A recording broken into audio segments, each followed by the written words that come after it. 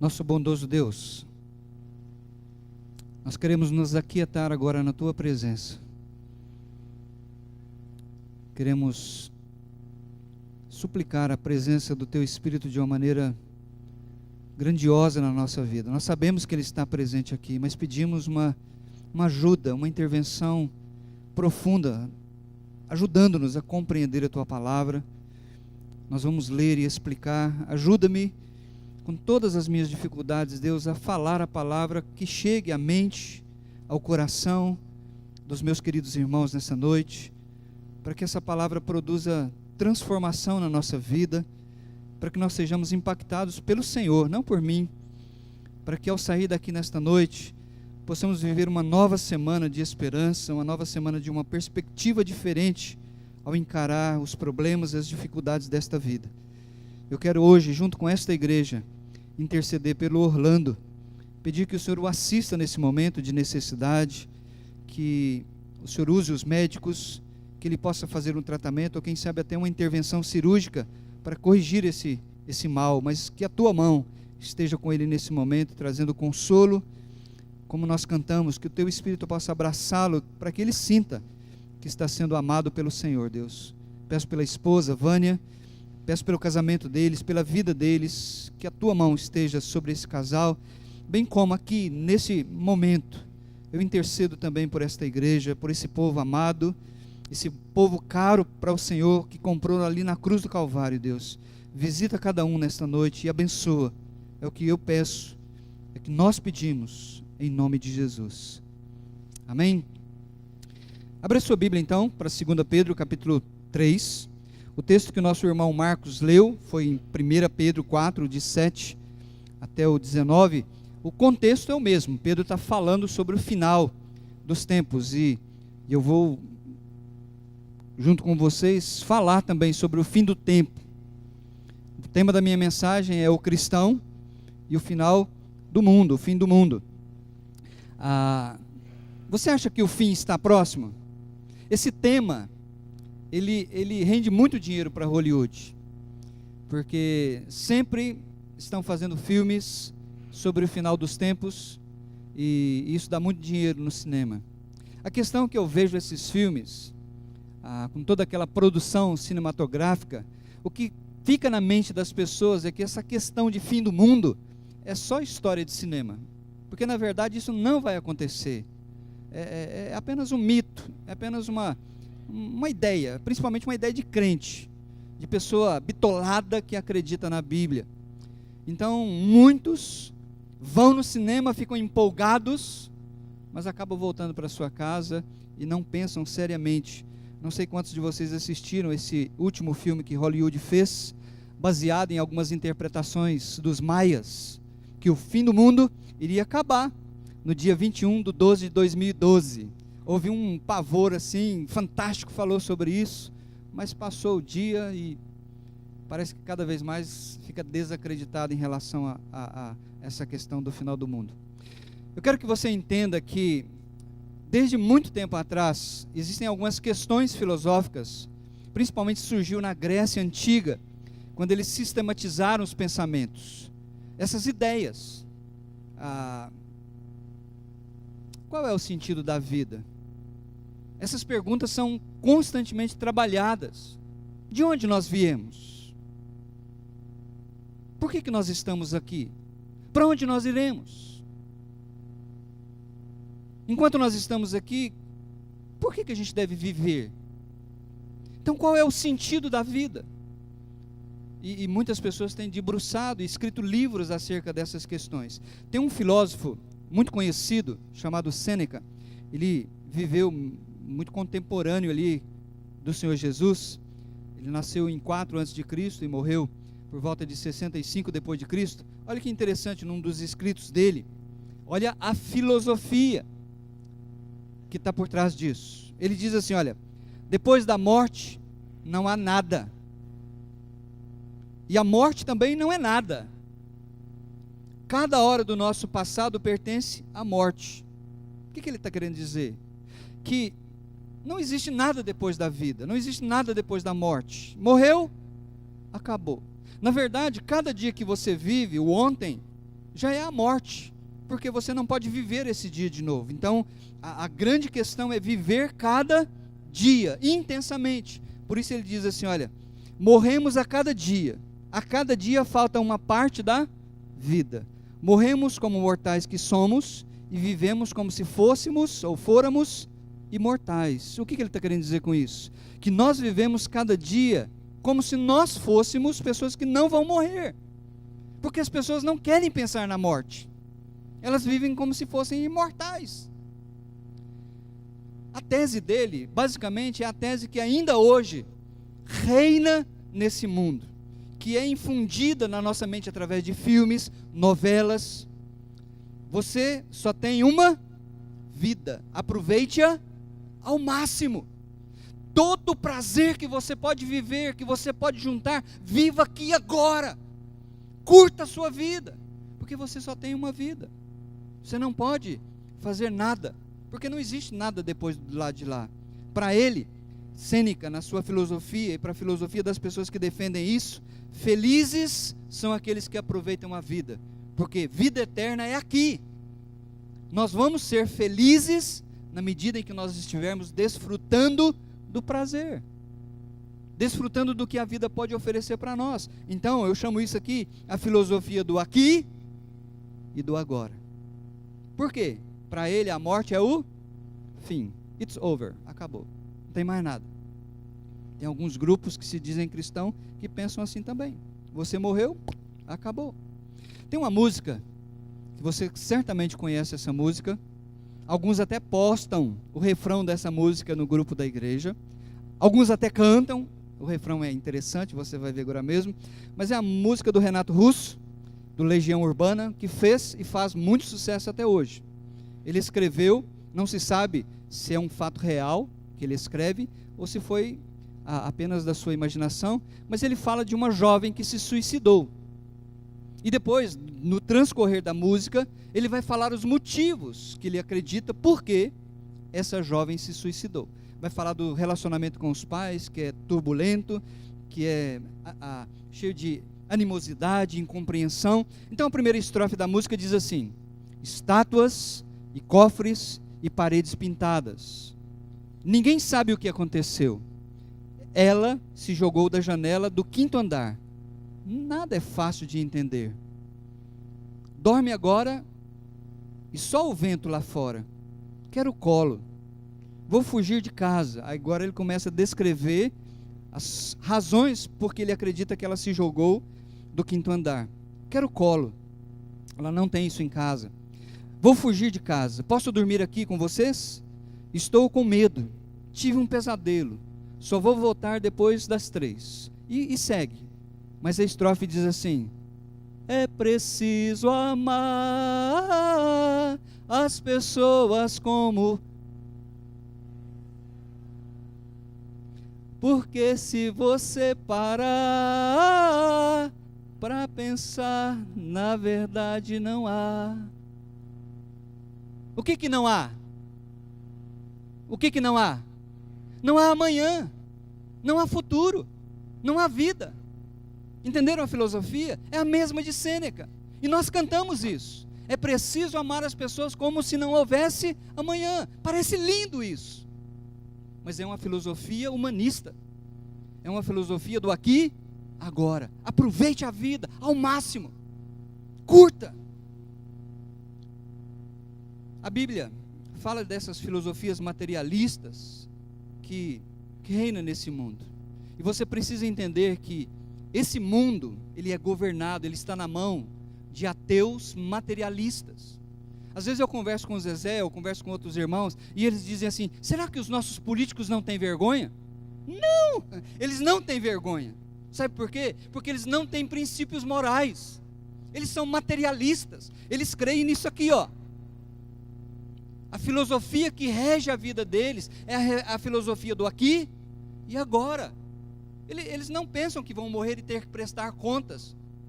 Na verdade, a maioria dos nossos políticos, dos nossos líderes, de pessoas que estão no topo da cadeia, eles têm uma premissa que é a filosofia da evolução. Darwin falou que quem é mais esperto sobrevive, os mais aptos. Nesse filme de 2012, não sei quantos de vocês se lembram dele, o artista principal, ele vai trabalhando e ele descobre que o governo fez algumas naves para salvar algumas pessoas. E quando ele chega lá, ele diz assim: mas vocês só construíram essas naves? Não cabe todo mundo. E o líder diz assim: mas nós não queremos todo mundo aqui, a gente só quer a nata, só alguns. Nós queremos a sobrevivência dos mais aptos, o resto é resto.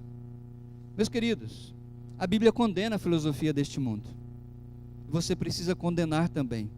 O apóstolo Paulo, ao escrever para a igreja em Corinto, ele condenou essa filosofia que na época era tão reinante como é hoje. Curta a vida aqui e agora, faça de tudo para você ser feliz. E ele diz assim: se foi por meras razões humanas que lutei com feras em Éfeso, que ganhei com isso?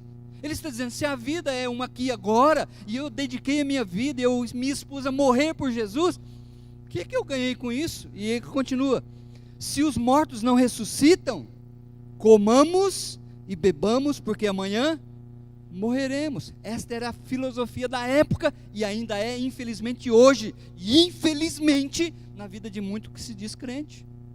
Vamos comer e beber, vamos aproveitar a vida, porque a gente vai morrer, ué. Mas Paulo diz: não se deixem enganar, as más companhias, que poderia ser traduzido por conversações, teologia, corrompem os bons costumes. Vocês, para 2 Pedro capítulo 3, ele escreveu no primeiro século, mas a mensagem dele é tão atual, que deve impactar a nossa vida hoje à noite.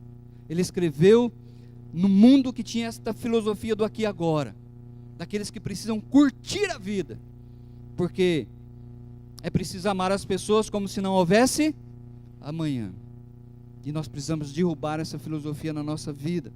Agora, eu quero mostrar alguns eventos nesse capítulo 3, que ele mostra acerca do fim do mundo. Agora, nós como cristãos, a gente não é apocalíptico nesse sentido, de ficar pregando essas coisas emocionais. O nosso estudo é racional e ele é pautado, embasado em teologia, fundamentado na palavra de Deus. Então, em primeiro lugar, eu quero fundamentar teologicamente esta questão do fim do mundo, para que não seja uma ideia da mente do titã, mas que seja algo da palavra de Deus. Olha comigo os versículos 1 e 2, o que diz? 2 de Pedro 1 e 2 diz: amados, esta é agora a segunda carta que lhes escrevo. Em ambas, o que ele quer fazer? Quero despertar com estas lembranças a sua mente sincera, para que vocês se recordem. Na primeira carta, o Marcos, nosso irmão, leu no princípio do culto esse mesmo assunto. E ele diz assim: olha, o que ele quer? Que vocês se lembrem, que vocês sejam despertados, que vocês se recordem, primeiro, das palavras proferidas no passado pelos santos profetas, e do mandamento de nosso Senhor e Salvador, que os apóstolos de vocês lhes ensinaram. Então olha, a fundamentação teológica acerca do fim do mundo está lá no Velho Testamento. Deus falou através dos santos profetas. Existem muitas passagens que falam acerca do fim do mundo. Então, a nossa fundamentação está pautada no Velho Testamento. Segundo lugar, ele está falando que Jesus também reiterou esse ensino. Jesus falou várias vezes. Ele deu mandamentos para os cristãos estarem alertas, vigiem, porque o fim do mundo vai acontecer. Terceiro lugar, ele diz que o Novo Testamento também ensina isso. Os apóstolos ensinaram isso para a igreja. Por isso hoje nós estamos aqui debruçados no ensino do apóstolo Pedro. Ok? Qual é o primeiro evento do qual Pedro fala que vai acontecer no final do mundo? A segunda vinda do Senhor Jesus em glória. Vamos ler o texto comigo? Versículo 3 em diante, até o versículo 9, diz assim: antes de tudo, saibam que nos últimos dias surgirão escarnecedores, zombando e seguindo suas próprias paixões. Eles dirão: o que houve com a promessa da sua vinda? Desde que os antepassados morreram, tudo continua como desde o princípio da criação. Mas eles deliberadamente se esquecem de que há muito tempo, pela palavra de Deus, existem céus e terra, esta formada da água e pela água. E pela água o mundo daquele tempo foi submerso e destruído. Pela mesma palavra, os céus e a terra que agora existem estão reservados para o fogo, guardados para o dia do juízo e para a destruição dos ímpios. Não se esqueçam disto, amados. Para o Senhor, um dia é como 1000 anos, e 1000 anos como um dia. O Senhor não demora em cumprir a sua promessa, como julgam alguns. Ao contrário, Ele é paciente com vocês, não querendo que ninguém pereça, mas que todos cheguem ao arrependimento. O que nós precisamos saber, de acordo com o apóstolo Pedro? Ele diz: olha, vocês precisam saber, lá no versículo 3, que vão surgir escarnecedores, zombadores, que vão falar mal da fé, que vão zombar da promessa de Deus. O que os zombadores farão? Eles vão seguir suas próprias paixões. Por quê? Porque a filosofia de vida deles é aqui, agora. É preciso amar como se não houvesse amanhã. E quais são os argumentos dos zombadores? Eles têm 2 argumentos. O primeiro deles chama-se uniformismo. O que significa isso? Uniformismo é uma visão de que nada de diferente aconteceu no mundo. Tudo está de acordo com o que aconteceu desde o princípio. Nada mudou.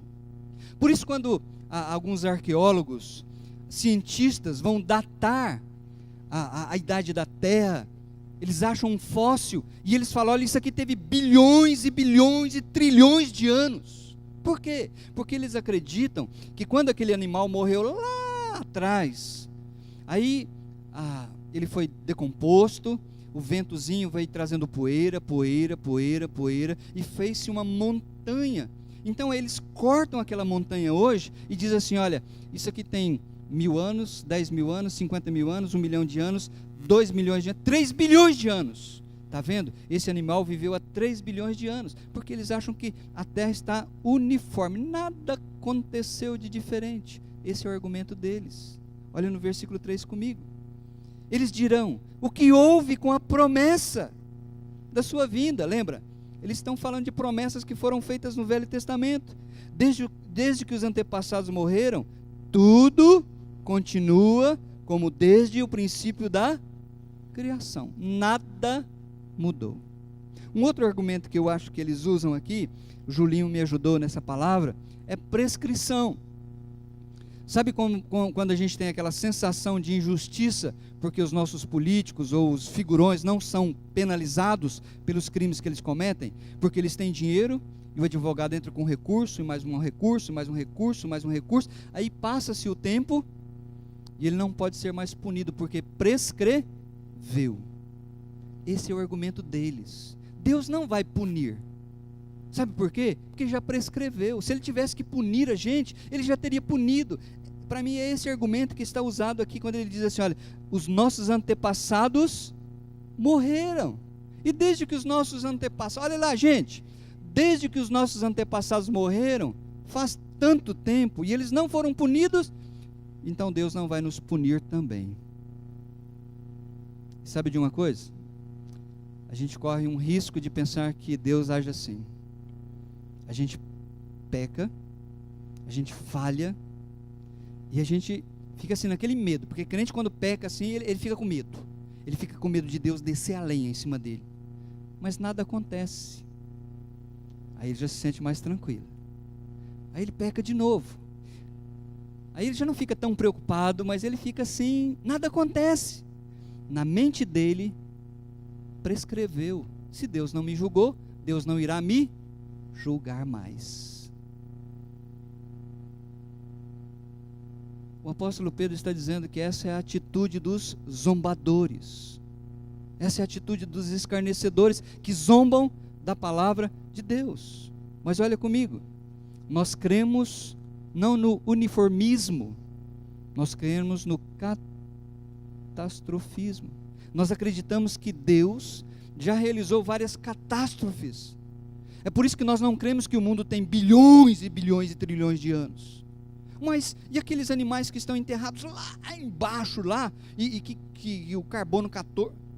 É por causa das catástrofes, principalmente o dilúvio foi uma grande catástrofe, que inundou esse mundo, virou de ponta cabeça. É por isso que tem animais que estão soterrados lá embaixo. Mas os cientistas não falam de peixes que estão soterrados lá em cima das montanhas. Como é que os peixes foram parar lá em cima? Isso eles não falam. Não é interesse para eles. Então nós acreditamos, e Pedro está nos ensinando, que quando nós olhamos para a história, a gente pode derrubar esse argumento dos zombadores. Porque as coisas não estão uniformes. As coisas nem sempre foram da mesma maneira. Olha o argumento do apóstolo Pedro comigo. Versículo 5 diz assim: mas eles, os zombadores, que zombram da palavra de Deus e da segunda vinda do Senhor, deliberadamente se esquecem de que há muito tempo, o que aconteceu? Pela palavra de Deus, existem céus e terra. O que o apóstolo Pedro está querendo chamar a nossa atenção? Criação. Houve um momento em que Deus interviu e ele disse: haja luz. Isso foi uma catástrofe. Os cientistas dizem de um Big Bang. Nós cremos no poder da palavra criadora de Deus. Houve um momento em que mudanças aconteceram. E Pedro está falando sobre isso. Que a Bíblia, lá no início, fala do Criador que criou todas as coisas. E ele diz mais: pela palavra de Deus existem céus e terra, esta formada da água e pela água. Segundo, e pela água, o mundo daquele tempo foi submerso e destruído. O que ele quer chamar a nossa atenção? Dilúvio. Então ele está dizendo, houve outra catástrofe. Essa catástrofe chama-se dilúvio. O mundo foi virado de ponta cabeça e Deus julgou. As pessoas da época de Noé viviam como a filosofia do Renato Russo. Eles amavam as pessoas como se não existissem amanhã. Jesus falou assim que nos últimos tempos as pessoas iriam voltar a viver essa filosofia. Iriam casar, se dar em casamento, como no dilúvio. Até que veio o dilúvio e levou a todos. E ele diz, assim será na vinda do Filho do Homem. E aí em terceiro lugar ele diz assim, olha, versículo 7, pela mesma palavra criadora, pela mesma palavra julgadora, de juízo de Deus, pela mesma palavra, versículo 7, os céus e a terra que agora existem, estão reservados para o fogo. Vocês lembram que Deus falou que não iria destruir mais por águas de dilúvio? Mas ele vai destruir pelo fogo. Então diz, os céus e terra que agora existem, guardados para o dia do juízo e para a destruição dos ímpios. Mas Titão, tem tanto tempo que Deus prometeu isso, e os zombadores zombam da gente, porque olha, essas promessas foram feitas lá atrás para os judeus e até hoje. Olha o argumento do apóstolo Pedro no versículo 8, não se esqueçam disto, amados, para o Senhor um dia é como 1000 anos, e 1000 anos como um dia. O que ele está dizendo com isso? Ele está falando da perspectiva do tempo. Pergunta para o meu genro se 1 ano demora muito. Ele e a Ruth estão preparando para casar em julho do ano que vem. Pergunta se 1 ano passa rápido. Para ele 1 ano é 10 anos. Pergunta para o pai se 1 ano passa rápido. Vai voar.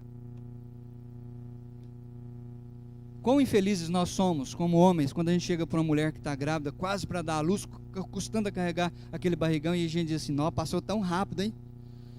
Ela tem uma vontade de dar um tapa na cara da gente, não tem? Perspectiva de tempo. Quando a gente é menino, a gente quer inteirar 18 anos, mas o tempo não passa de jeito nenhum. Pergunta para o vovô Dito se 70 e tantos anos o Zezé passou rápido ou devagar. Não é verdade? Essa é a ideia de Pedro. Você precisa entender esse versículo dentro da perspectiva dos zombadores, que dizem, essa promessa de Deus caducou. Pedro está dizendo, aguenta as pontas, negada. Deus não está preocupado com o tempo nesse sentido. A perspectiva dele do tempo é diferente. E ele dá um outro argumento. Veja comigo no versículo 9.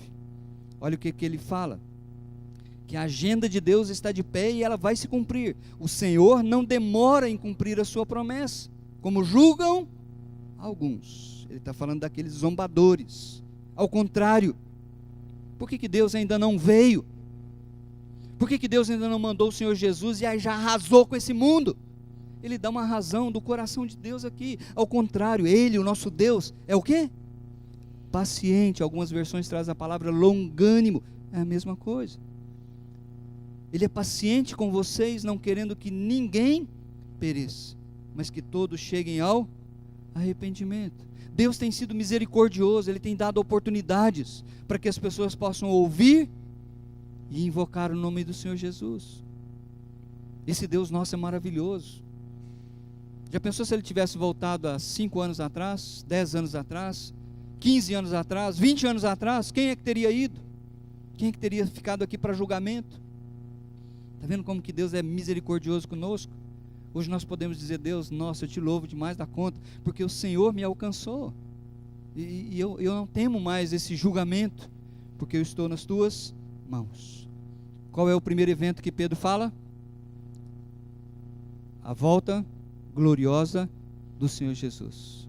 Mas ele fala de um segundo evento que vai acontecer, a destruição dos céus e da terra. Veja lá no versículo 10 comigo, o que ele diz? Eu vou ler até o 12 com vocês. O dia do Senhor, porém, virá como ladrão. Os céus desaparecerão com um grande estrondo. Os elementos serão desfeitos pelo calor, e a terra e tudo que nela há será desnudada, destruída, queimada. Visto que tudo será assim, desfeito, que tipo de pessoas é necessário que vocês sejam? Vivam de maneira santa e piedosa, esperando o dia de Deus e apressando a sua vinda.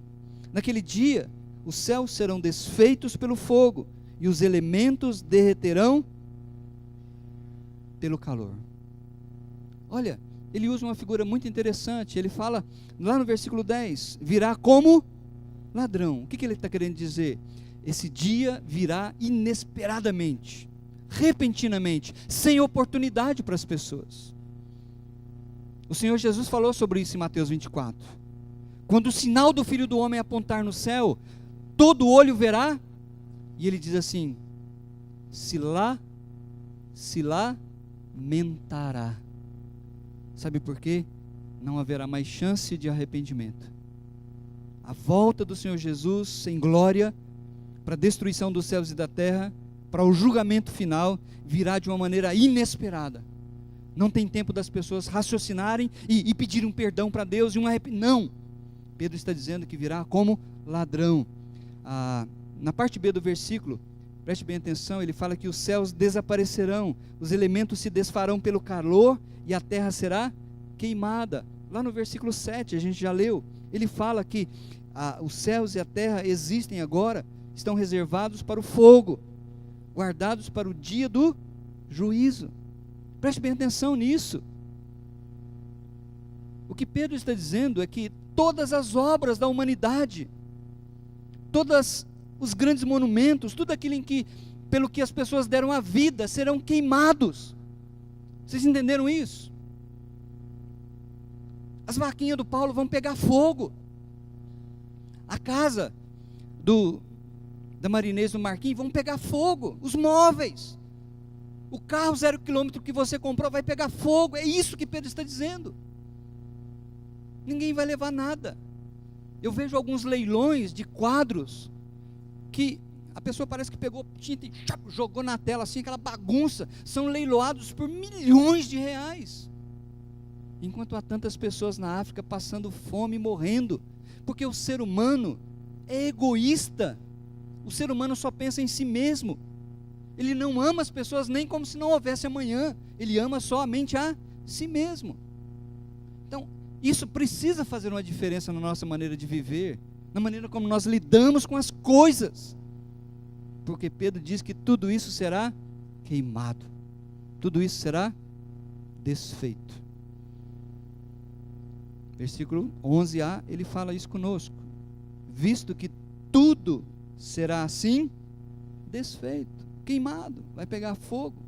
Deixe-me dar rapidinho para você aqui uma cronologia do que vai acontecer nos últimos tempos. Segura sua mãozinha aqui, ou coloca alguma coisa para você voltar agora mesmo para 2 Pedro, e vamos comigo lá para Apocalipse capítulo 20, Apocalipse capítulo 19 primeiro. Eu não vou detalhar tudo mesmo que vai acontecer, mas eu vou só mencionar para você alguns eventos do futuro. O que vai acontecer em relação ao fim? Se você quiser saber mais em detalhe, dia 26, às 19h30, nós temos o CAT. Nós vamos começar uma nova matéria chamada Escatologia, e você pode participar conosco. Então, olha, o primeiro evento que vai acontecer daqui para frente, que nós esperamos tão ansiosamente, é o arrebatamento da igreja. Aí, no capítulo 19, versículos 7 e 8, regozijemo-nos, vamos alegrar-nos e dar-lhe glória, pois chegou a hora do casamento do Cordeiro, e a sua noiva já se aprontou. Para vestir-se, foi-lhe dado linho fino, brilhante e puro. Quem é a noiva? A igreja, somos nós. Nós esperamos ansiosamente esse dia que ele vai chamar a sua igreja para o encontro. Logo depois que acontecer o arrebatamento, o que vai acontecer? A grande tribulação. Esse mundo, durante 7 anos, vai ser governado por um líder político, um carrasco, energizado e capacitado por Satanás. A Bíblia o chama o filho da perdição, a Bíblia o chama de anticristo. Se vocês acham que o Temer é osso duro de roer, imagina naquela época esse camarada. Então a grande tribulação, serão 7 anos, onde nós estaremos na glória com o nosso noivo, o Senhor Jesus. Logo depois da tribulação, capítulo 19, versículo 11, veja aí o que vai acontecer. Vi os céus abertos, e diante de mim um cavalo branco, cujo cavaleiro se chama Fiel e Verdadeiro. Ele julga e guerreia com justiça. Seus olhos são como chamas de fogo, e sua cabeça há muitas coroas, diademas, e um nome que só ele conhece e ninguém mais. Está vestido com um manto tingido de sangue, e o seu nome é o Verbo de Deus, ou Palavra de Deus. Os exércitos dos céus o seguiam, vestidos de linho fino, branco e puro. Para mim, esse exército dos céus é a sua noiva, a igreja, que havia subido com ele 7 anos atrás, está voltando com ele, montados em cavalos brancos. De sua boca sai uma espada afiada, com a qual ferirá as nações. O que ele vai fazer? Ele vai prender Satanás por 1000 anos. Lá no capítulo 20, olha comigo, 1 e 2. Vi descer dos céus um anjo que trazia na mão a chave do abismo e uma grande corrente. Ele prendeu o dragão, a antiga serpente, que é o diabo, Satanás, e o acorrentou por 1000 anos.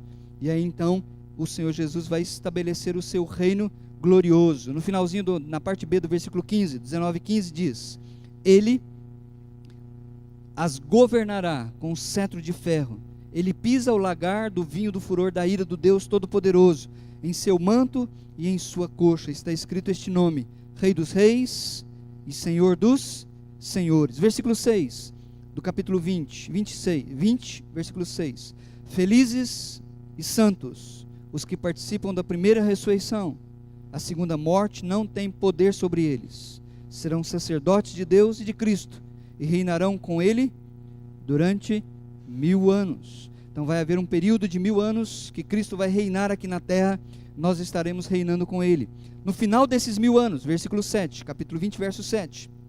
Quando terminarem os 1000 anos, Satanás será solto da sua prisão. Por que Deus vai permitir isso?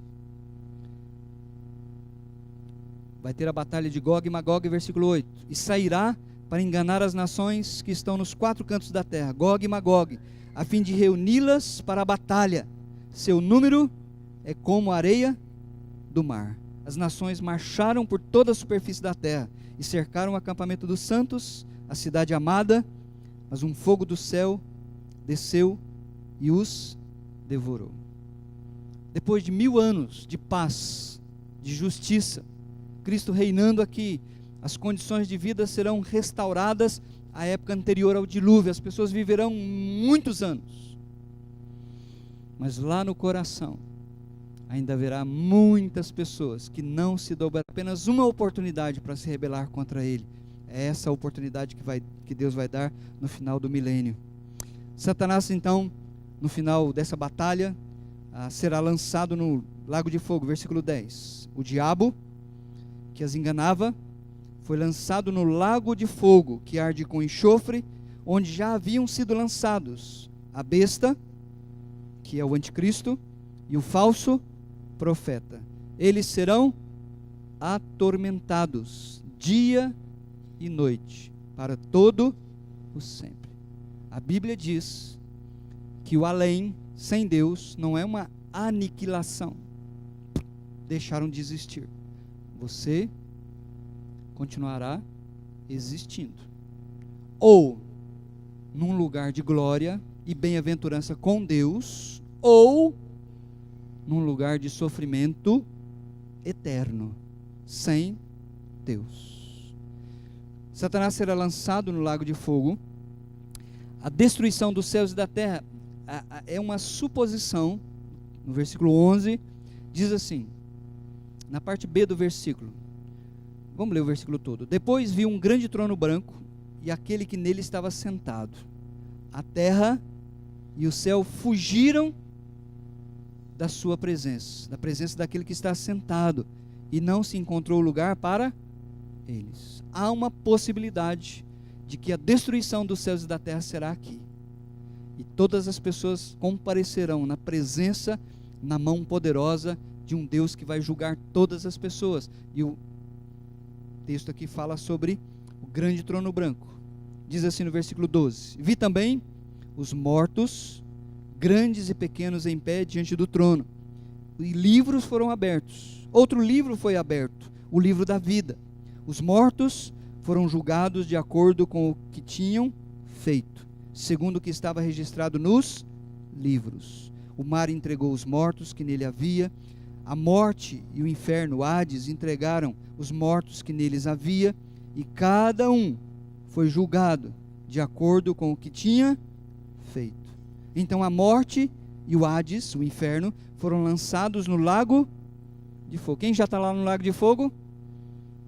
Satanás, o anticristo e o falso profeta. Quem foi lançado agora?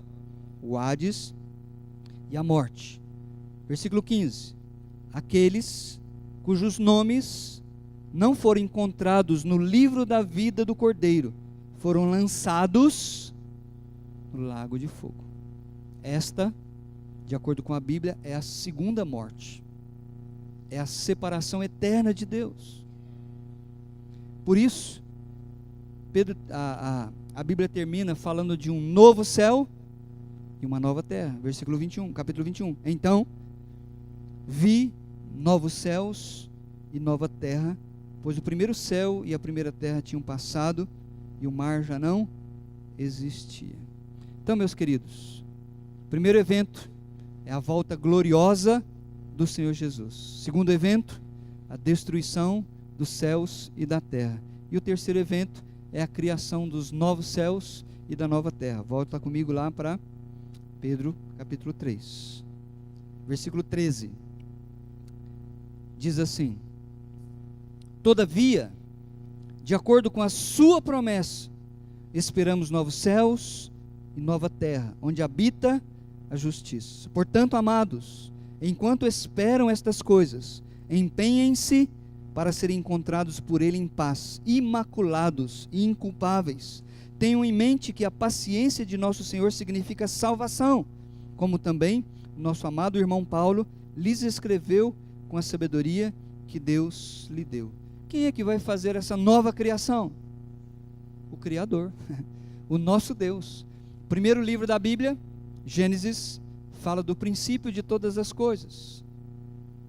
No princípio, Deus criou os céus e a terra. Mas esse mundo que foi afetado pelo pecado vai ser destruído. Deus vai pôr fogo nisso. Talvez uma palavra de purificação. E Ele vai fazer um novo céu e uma nova terra. Como que eu posso ter certeza de que isso vai acontecer? Pedro está dizendo, olha, nós esperamos isso de acordo com a sua promessa. Tito, capítulo 1, verso 1 e 2, Paulo fala assim que esse Deus, Ele não pode mentir. O caráter dele é um caráter justo, santo. E Deus não mente. Ele fez uma promessa e Ele vai cumprir essa promessa. Isaías, nossa, não existe esse capítulo 654, tá? É 65. Isaías 65, vamos lá rapidinho comigo, só para a gente ver isso. Isaías 65, lá no Antigo Testamento já falava desse novo céu e dessa nova terra. Isaías 65, a partir do 17 até o 16. Então essas promessas no Antigo Testamento foram feitas, estão valendo, não caíram por terra. O profeta Isaías diz lá no 65, 17, pois vejam, Deus falando, criarei novos céus e nova terra, e as coisas passadas não serão lembradas, jamais virão à mente. João falou isso em Apocalipse. João não inventou essas coisas. O escrito de João foi apoiado, alicerçado na teologia do Velho Testamento. Versículo 18, então, alegrem-se, porém, e regozijem-se para sempre no que vou criar, porque vou criar Jerusalém para regozijo, e o seu povo para alegria. Alguns dizem que isso já se cumpriu. Aí eu pergunto para você, olha para os judeus hoje, existe alegria nos judeus? Como nação, como povo? Não existe coisa nenhuma. Isaías 66, versículo 22, olha o que ele diz: assim como os novos céus e a nova terra que vou criar serão duradouros diante de mim, declara o Senhor, assim serão duradouros os descendentes de vocês e o seu nome. Deus tem uma paixão muito especial pelo povo judeu, e Ele vai voltar a trabalhar com esse povo novamente. Meus queridos, Pedro está dizendo aqui, volta comigo rapidinho para lá, que nesse novo céu e nova terra é um lugar onde habita justiça. Sabe por quê? Primeiro, porque a fonte da justiça estará lá, que é o próprio Senhor Jesus. Segundo, porque você estará lá, não com esse corpo pecaminoso, injusto, egoísta, mas você vai estar lá com um corpo glorificado, um corpo semelhante ao do Senhor Jesus. Nós vamos viver num lugar onde não vai ter querela, onde ninguém vai puxar o tapete de ninguém, onde ninguém vai querer ser melhor do que ninguém, um lugar perfeito, onde habita justiça. Meus queridos, Pedro disse que os escarnecedores, zombando, eles seguem suas próprias paixões. Quando o assunto é fim do mundo, eles acham que isso é mitologia, assim como aquele símbolo lá, é símbolo dos maias. Eles acreditam que o fim do mundo é como acreditar em Papai Noel, Saci Pererê, sereia, mula sem cabeça, é tudo a mesma coisa. Eles preferem viver a filosofia do aqui e agora. Deus não vai fazer nada, Ele não vai julgar, ou porque Ele não tem poder, ou porque Ele já se esqueceu, prescreveu. Mas eu quero dizer para vocês que o fim do mundo acontecerá. É palavra de Deus, Ele disse isso. Como que esta mensagem precisa afetar a sua vida, para que você não seja um zombador, para que você não seja um escarnecedor da palavra de Deus? Deixe-me dar uma ilustração que eu já dei aqui, mas nunca é demais repetir. Se você ainda não leu, tiver a oportunidade de ler esse livro, O Velho Mar, Ernest Hemingway, é um cara extremamente aclamado, ele é um americano, recebeu 2 prêmios que todo escritor sonha em receber, o Pulitzer e o Prêmio Nobel de Literatura, principalmente por causa desse livro, O Velho Mar. Ele fala de um pescador, Santiago. ele já estava velho, e lá na vila em que ele morava, ninguém queria mais acreditar nele, porque ele era um pescador velho, ele já ia e muitas vezes ele voltava sem peixe. E ele tinha um amigo, um funcionário, e o pai desse amigo dele falou: você não vai mais com o Santiago não, senão nós vamos ficar sem salário. E deu ele para um outro camarada, um outro pescador mais jovem, em vitalidade. E Santiago então saiu naquele dia, dizendo assim: eu vou para o mar, e eu vou provar para essa vila que eu sou um grande pescador. E ele vai para o alto mar, e ele tenta de todas as maneiras pescar um peixe. E ele pesca um peixe tão grande, que não cabe no seu barco. E ele luta com o peixe, até que o peixe cansa, e ele amarra esse peixe ao lado do seu barco. E o livro narra então a história da sua luta, não só com o peixe, mas com os predadores que vinham tentar comer o peixe.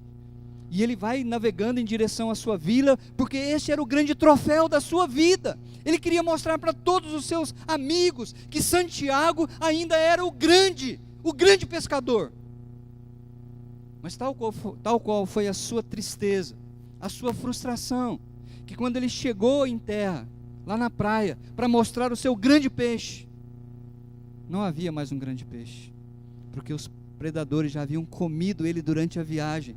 E quando ele aporta o seu barquinho, só tem a espinha do peixe. Esse livro é uma figura do que representa a vida das pessoas que vivem como se não existisse o amanhã. Ernest Hemingway, esse escritor famoso, ao escrever esse livro, eu creio que ele está falando da sua própria vida, porque para ele, qual é o sentido da vida? Não tem, porque não existe amanhã. Ele está dizendo: olha, você conquista tantas coisas, você conquista bens, você conquista fama, dinheiro, mas e ao final da vida? De que serve isso? Qual é o sentido de tudo isso? Já no final da sua vida, 6 meses antes de eu nascer, em julho de 1961, ele era amigão do Fidel Castro, ele morava lá.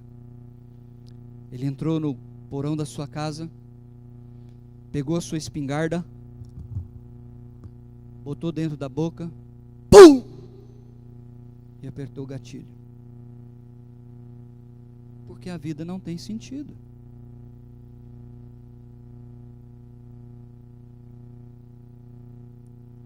As pessoas que cantam como Renato Russo: é preciso amar as pessoas como se não tivesse o amanhã, porque não haverá amanhã.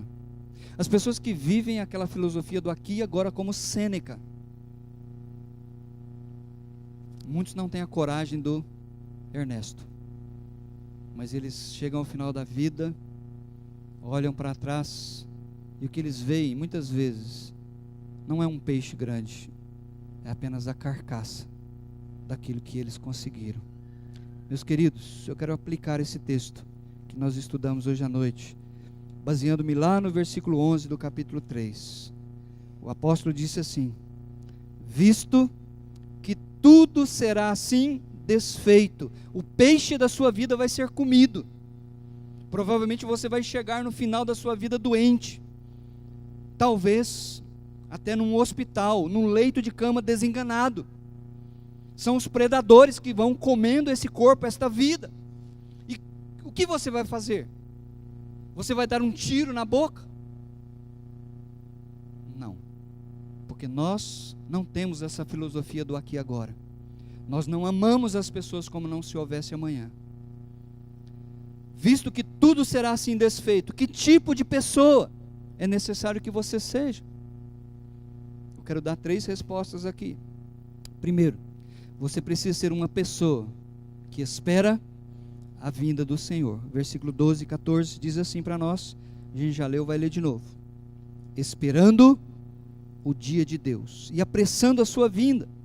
Naquele dia, os céus serão desfeitos pelo fogo e os elementos se derreterão pelo calor.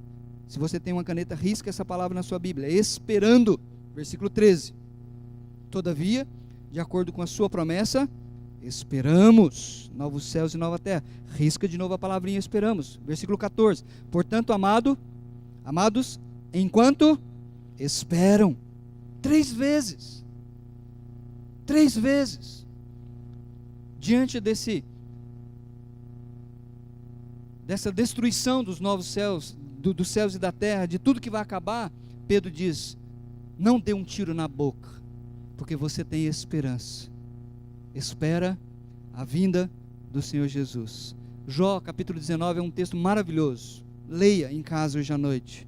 Jó está com seu corpo todo destruído, com doença, enfermidade, mas ele para e ele diz assim: eu sei que o meu Redentor vive, e um dia ele vai vir aqui, e eu o verei face a face. Os meus olhos o verão, não são outros. Os meus olhos o verão. E ele diz que aquele corpo vai ser revestido de glória para abraçar o Senhor Jesus. Viva como uma pessoa que espera a volta do Senhor Jesus. Segundo lugar, seja uma pessoa que evangeliza os incrédulos. Você não está aqui apenas como uma pessoa que comprou uma passagem para o céu de camarote. Olha comigo no versículo 9, diz assim: o Senhor não demora em cumprir a sua promessa, como julgam alguns. Ao contrário, Ele é paciente com vocês, não querendo que ninguém pereça, mas que todos cheguem ao arrependimento. Olha comigo lá no versículo 15. Ele diz: tenham em mente que a paciência de nosso Senhor significa salvação. Você tem a responsabilidade de compartilhar, de converter. Você não tem esse poder de ninguém, mas você pode testemunhar sua fé. Você vai encontrar muitas pessoas que têm essa filosofia do aqui e agora, e você pode falar da sua esperança, que você espera Cristo voltar, que você sabe que haverá um novo céu e uma nova terra. Compartilhe a sua fé. E por último, uma pessoa que vive para a glória de Deus. Olha o versículo 11 comigo. Diz assim: visto que tudo será assim desfeito, que tipo de pessoas é necessário que vocês sejam? Vivam de maneira santa e piedosa. Olha lá no 14. Portanto, amados, enquanto esperam estas coisas, empenhem-se para serem encontrados por Ele em paz, imaculados, inculpáveis. Isso é viver para a glória de Deus. Os zombadores, eles vivem para a satisfação das suas próprias paixões carnais. O crente, ele sabe que haverá julgamento, e ele vive para esperar o Senhor Jesus. Meus queridos, permitam-me mudar o refrão da música do cara lá, Pais e Filhos. Ele diz: é preciso amar as pessoas como se não tivesse amanhã, porque afinal não existe amanhã. A minha proposta é o seguinte: é preciso amar as pessoas porque haverá o amanhã. Essa é a razão. É porque haverá um amanhã, haverá um julgamento. Eu e você somos chamados para a glória de Deus, para amar uns aos outros. Porque se você parar para pensar, esta é a única verdade que há. O resto é filosofia, o resto é balela, o resto é gente querendo vender para ganhar dinheiro. Vamos terminar comigo lendo essa passagem da Escritura. Aqui para mim está o sentido da vida, para onde eu vou. Nós sabemos de onde viemos. Fomos criados por um Deus todo-poderoso. Ele nos fez a sua imagem e semelhança. Nós nos rebelamos contra esse Deus, mas na sua graça Ele nos alcançou. Por que nós estamos aqui? Para viver para a glória desse Deus. Para onde nós vamos? Comigo, ficam de pé, enquanto os músicos vêm aqui à frente, e nós vamos nos preparar para cantar a última música. Vamos comigo?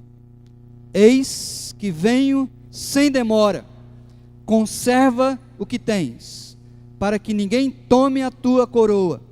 Farei do vencedor uma coluna no templo do meu Deus, de onde jamais sairá. escreverei nele o nome do meu Deus e o nome da cidade do meu Deus, a nova Jerusalém que desce do céu da parte do meu Deus, e igualmente escreverei nele o meu novo nome. Aquele que tem ouvidos, compreenda o que o Espírito revela às igrejas. Amém? Quem disse isso aqui é o nosso noivo, o Senhor Jesus Cristo.